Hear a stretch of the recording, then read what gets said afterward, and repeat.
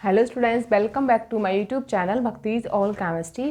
तो स्टूडेंट्स, आज इस वीडियो में हम लोग कुछ क्लास 12th यूपी बोर्ड के मोस्ट इम्पॉर्टेंट क्वेश्चंस पढ़ेंगे और करेंगे डिस्कस कि कौन कौन से ऐसे मोस्ट इम्पोर्टेंट क्वेश्चंस हैं जो आपके एग्जामिनेशन में आते हैं। मतलब आपके एग्जामिनेशन के लिए बहुत ज़्यादा मोस्ट इम्पॉर्टेंट क्वेश्चंस हैं वो। तो आपको मैंने इस वीडियो का बेटा पार्ट 1 करा दिया है, इसमें आपके मोस्ट क्वेश्चन बताए हैं मैंने। आज मैं उसी वीडियो का आपको पार्ट 2 बताती हूँ। उस पार्ट 2 में आज हम आपको कुछ मोस्ट शॉर्ट क्वेश्चंस बताएंगे जो कि आपके यूपी बोर्ड, सीबीएसई बोर्ड, कोई भी स्टेट बोर्ड हो उसके लिए आपके लिए बहुत ज़्यादा मोस्ट इम्पॉर्टेंट क्वेश्चन है। तो डिस्कस करते हैं। नंबर 1 हमारा क्वेश्चन रहेगा यहाँ पे, ये क्लास 12 इंपॉर्टेंट शॉर्ट क्वेश्चन रहेंगे इसमें। तो पहला क्वेश्चन आपका रहेगा स्टूडेंट्स कि आपका पहला क्वेश्चन जो है बेटा वो आपका है सॉलिड स्टेट चैप्टर से। तो इसमें चैप्टर 1 से लेकर चैप्टर 16 तक के सभी चैप्टर से आपके कुछ इंपोर्टेंट क्वेश्चंस होंगे सारे। इसमें 22 क्वेश्चन है आपके और 22 क्वेश्चंस आप इसको एग्जामिनेशन में अच्छी तरह से याद कर लेना, आपको इसमें से सारे क्वेश्चंस मिल जाएंगे। ठीक है स्टूडेंट्स, तो स्टार्ट करते हैं। पहला क्वेश्चन है कि किस प्रकार के पदार्थों से, ठीक है, किस प्रकार के पदार्थों से अच्छे और स्थायी चुंबक बनाए जा सकते हैं। ठीक है स्टूडेंट, अच्छे स्थायी चुंबक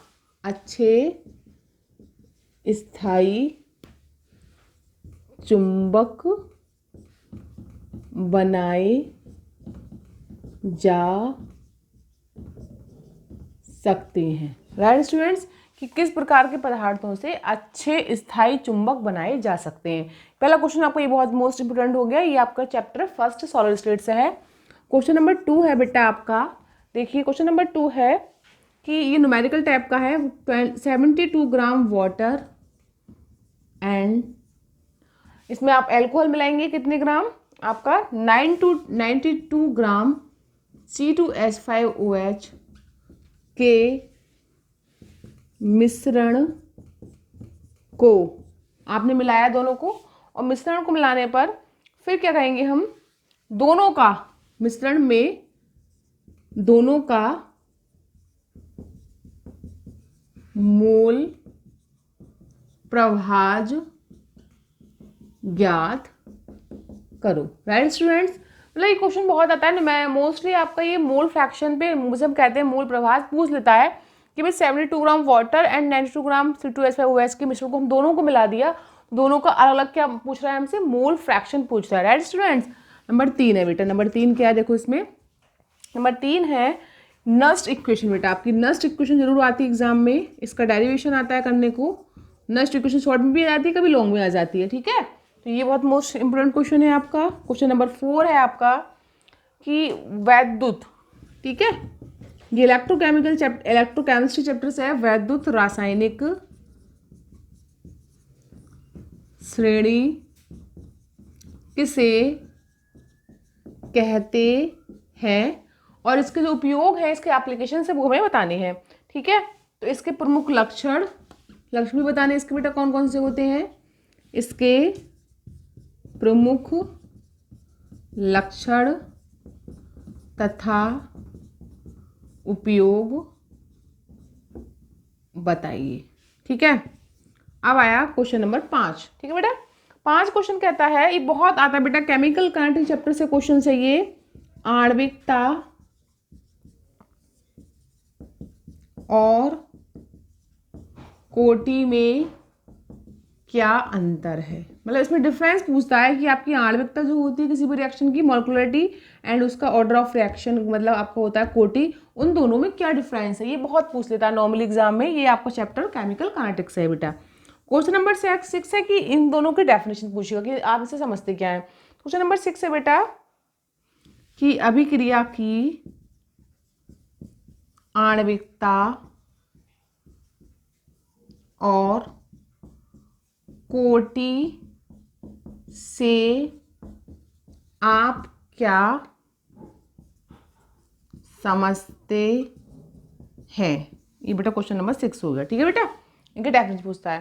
क्वेश्चन नंबर 7 है, अब बेटा क्वेश्चन नंबर 7 जो है वो आपका किससे, सरफेस केमिस्ट्री चैप्टर से है। ये आपको दोनों किसके थे, केमिकल काइनेटिक चैप्टर से थी। क्वेश्चन नंबर 7 है कि अधिशोषण जो होता है आपका एडजॉर्प्शन, तो अधिशोषण फिजिकल और आपका केमिकल, इन दोनों से आप क्या समझते हैं या दोनों में क्या अंतर है? तो लिखेंगे यहाँ पर आपका अधिशोषण, ठीक है, अधिशोषण से क्या समझते हैं, ठीक है। पहले तो उसकी डेफिनेशन देंगे अधिशोषण होता क्या है, फिर लिखेंगे हम कि भौतिक और रासायनिक, भौतिक और रासायनिक अधिशोषण किसे कहते हैं, ठीक है स्टूडेंट्स। ये आपका क्वेश्चन होगा नंबर 7, ठीक है। ये सरफेस केमिस्ट्री पृष्ठ आपका जो है पृष्ठ रसायन, उससे ये क्वेश्चन है कि अधिशोषण की डेफिनेशन पूछेगा, फिर भौतिक और रासायनिक अधिशोषण आपके होते क्या है, उनकी डेफिनेशन आप उनको बताओगे उनके बारे में, ठीक है। ये क्वेश्चन नंबर आपके 7 हो गए। 7 क्वेश्चन बहुत ज़्यादा मोस्ट इंपोर्टेंट क्वेश्चन है ये आपके। अब इसको हम क्वेश्चन नंबर 8 स्टार्ट करते हैं, यहाँ पर स्टार्ट करते हैं ऊपर से, इसको आप अच्छे से अपना नोट कर लेना। तो क्वेश्चन नंबर 8 है आपका, क्वेश्चन नंबर 8 है बेटा एंजाइम। ये भी इसी चैप्टर का क्वेश्चन है सरफेस केमिस्ट्री से। एंजाइम उत्प्रेरण क्या है, ठीक है। एंजाइम उत्प्रेरण क्या होता है उसकी आपको डेफिनेशन देनी है। फिर आपसे पूछेगा इसके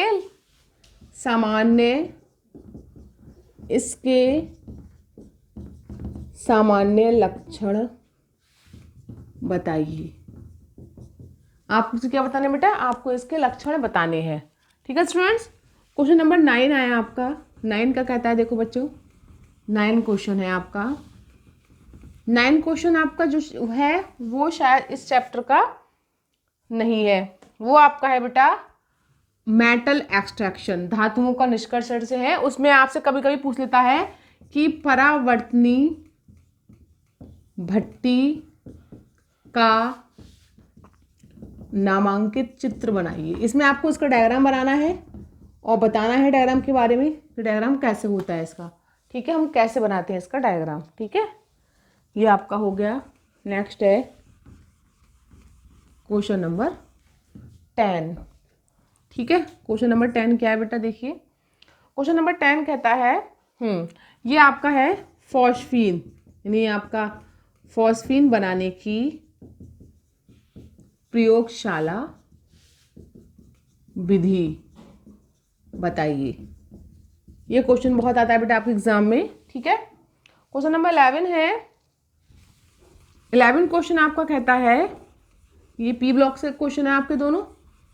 11 क्वेश्चन कहता है कि सल्फ्यूरिक अम्ल आपका जो होता है H2SO4, क्वेश्चन नंबर 11 कहता है कि H2SO4 कैसा काम करता है आपका, ये आपका ऑक्सीकारक और निर्जलीकारक दोनों का काम करता है, तो उसको आपको एक्सप्लेन करना है, ठीक है। तो लोगों H2SO4 आपका क्या करता है बेटा, ऑक्सीकारक और निर्जलीकारक दोनों का काम करता है। तो दोनों के इसके हमें क्या देना है, इसके एक एक हमें एग्जाम्पल देने हैं। तो इसके एक एक निर्जलीकारक दोनों के एक एक उदाहरण दीजिए, ठीक है स्टूडेंट्स। ये क्वेश्चन बहुत ज़्यादा आता है आपको एग्जाम में। सल्फ्यूरिक अम्ल आपका ऑक्सीकारक निर्जलीकारक दोनों का काम करता है, उसको हमें एग्जाम्पल के अकॉर्डिंग समझाना है इसको, ठीक है स्टूडेंट्स। क्वेश्चन नंबर 12 है। अब आपका बेटा आया डी ब्लॉक एलिमेंट्स, ठीक है। डी ब्लॉक एलिमेंट्स कुछ चैप्टर जो आपका है उससे आया क्वेश्चन नंबर 12, संक्रमण तत्व क्या है, ठीक है स्टूडेंट्स। संक्रमण तत्व क्या है, और फिर पूछेगा इनकी विशेषताओं के बारे में लिखिए, इनकी विशेषताओं के बारे में लिखिए, ठीक है स्टूडेंट्स। क्या होते हैं इनकी विशेषताएं बतानी है हम लोगों को। क्वेश्चन नंबर 13 है आपका। 13 क्या कहता है, देखिए स्टूडेंट्स 13 है, हाँ बेटा ये चैप्टर 13 आपका है, ये आपका है चैप्टर कोऑर्डिनेशन कंपाउंड, उपसह संयोजक यौगिक। इनऑर्गेनिक केमिस्ट्री में उससे क्वेश्चन लिया गया है कि मोनोडेंडेट ठीक है, बाइडेंडेट और पॉलीडेंडेट। ठीक है, पॉली को कहते हैं हम, पॉली भी कह सकते हैं इसको, या कह सकते हैं इसको मोनोबाई, या इसको कह सकते हैं पॉलीडेंडेट भी कह दो, पॉलीडेंडेट लिगांड। लिगांड से आप क्या समझते हैं? मोनोडेंडेट का मतलब होता है एक दंतु। ठीक है, ये होता है द्विदंतु, द्विदंतु, और ये होता है बेटा बहुदंतु। ये जो एक डोनेट करता है वो एक दंतु होता है, दो करता है आपका इलेक्ट्रॉन पेयर डोनेट वो द्विदंतु होता है, तो बहुत सारे करता है तो बोलते हैं हम बहुदंतु। यानी मोनोडेंडेट, बाइडेंडेट, पॉलीडेंडेट लिगांड से आप क्या समझते हैं, ये आपके चैप्टर उपसय संयोजक यौगिक कोऑर्डिनेशन कंपाउंड का क्वेश्चन है। ठीक है, ये आपका आता है इनऑर्गेनिक केमिस्ट्री में। क्वेश्चन नंबर 14 है आपका बेटा। क्वेश्चन नंबर 14 क्या कहता है? क्वेश्चन 14 कहता है शॉर्ट में आता है ये फ्रीऑन। फ्रीऑन क्या है? ठीक है, फ्रीऑन आप पढ़ाए कैसे, फ्रीऑन क्या है, इसके उपयोग बताइए। इसके उपयोग क्या है, इसको कहाँ यूज करते हैं हम लोग? रेफ्रिजरेटर, एसी वगैरह में। ठीक है, इसके उपयोग बताइए। ठीक है स्टूडेंट, यह क्वेश्चन आपका ये हो गया 14।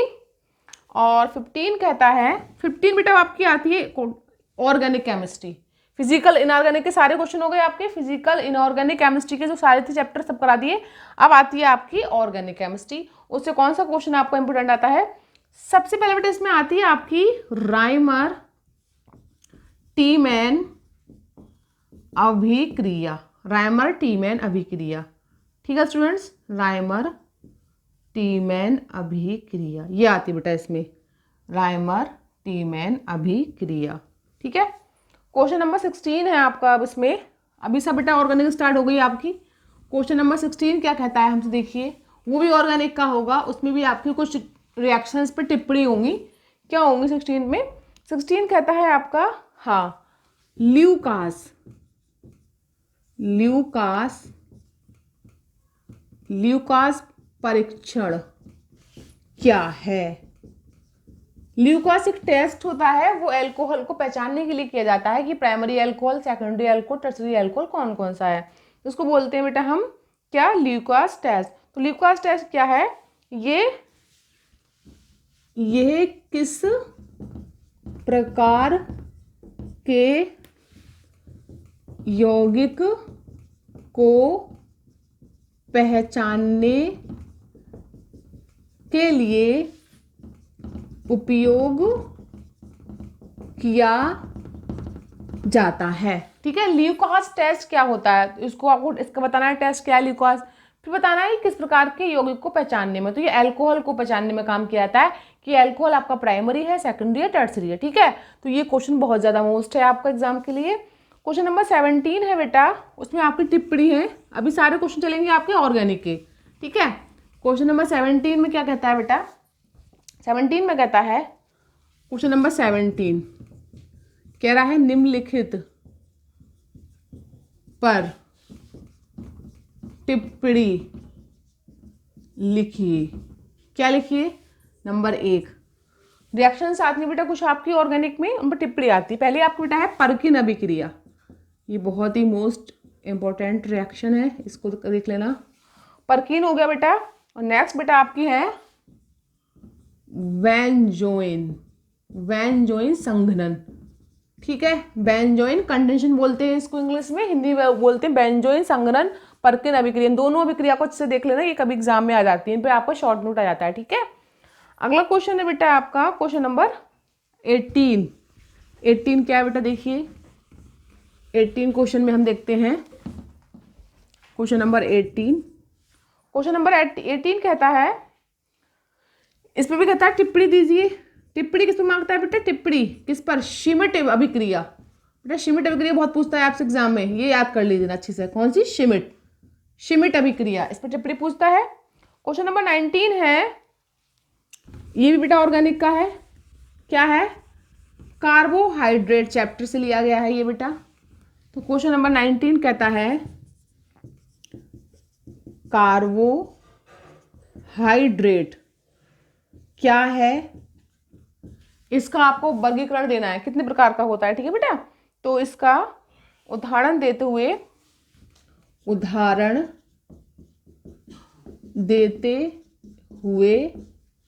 वर्गीकरण दीजिए। ये बेटा क्वेश्चन नंबर 19 है, ठीक है बेटा। क्वेश्चन नंबर 20 है आपका। क्वेश्चन नंबर 20 क्या कहता है स्टूडेंट्स, ये भी ऑर्गेनिक का है। क्वेश्चन नंबर 20 कह रहा है कि बेकेलाइट, अभी चैप्टर बेटा आपका कौन सा आ गया, पॉलीमर, बहुलक चैप्टर है आपका बेकेलाइट। बेकेलाइट एक प्लास्टिक होती है, बेकेलाइट क्या है, ठीक है। इसकी डेफिनेशन पूछेगा आपसे और पूछेगा आपसे कि इसके बनाने की विधि और रासायनिक समीकरण। तो बनाने की विधि और रासायनिक समीकरण दीजिए, ठीक है बेटा। क्वेश्चन नंबर 21 है, वो भी आपका किस चैप्टर से है, पॉलीमर से, बहुलक चैप्टर से है। क्वेश्चन नंबर 21 क्या है बेटा, एग्जाम में बहुत आता है मोस्ट। कौन सा क्वेश्चन नंबर 21 है, पी यानी पॉली वाइनिल क्लोराइड यानी कि PVC, poly vinyl chloride, PVC कहते हैं शॉर्ट में हम इसको। इसकी बनाने की विधि और बेटा इसका उपयोग, बनाने की विधि और उपयोग बताने हैं इसके हमें, ठीक है बेटा। अब आता है क्वेश्चन नंबर, लास्ट क्वेश्चन बेटा आपका 22 क्वेश्चंस क्या कहता है आपका, लास्ट क्वेश्चन आपका ये है बेटा चैप्टर, जो आपका लास्ट चैप्टर है बेटा, क्या है last chapter, chemistry in everyday life, यानी दैनिक जीवन में रसायन चैप्टर है आपका लास्ट वाला।